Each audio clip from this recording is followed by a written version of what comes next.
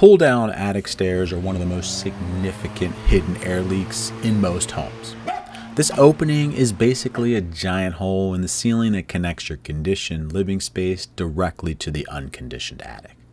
Diagnostic testing, as you see here, exposes exactly how much air is slipping through. Watch the toilet paper. Before the blower door test ramps up, it doesn't move.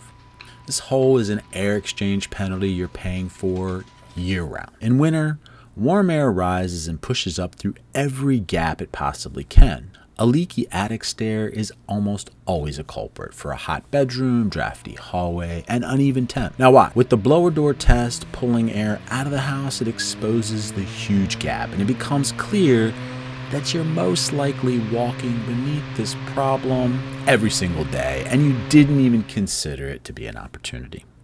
With gaps like this, your house becomes a chimney, pulling cold air in at the bottom and dumping warm air out at the top. Same thing happens in the summer, just reversed. Attic heat pushes down while your AC fights against it. A well-sealed attic stair should have a continuous weather stripping on all four sides and a rigid insulated cover. There shouldn't be any exposed gaps or bypasses around the trim. Most people never think about this area, but once they see the toilet paper fluttering, it clicks.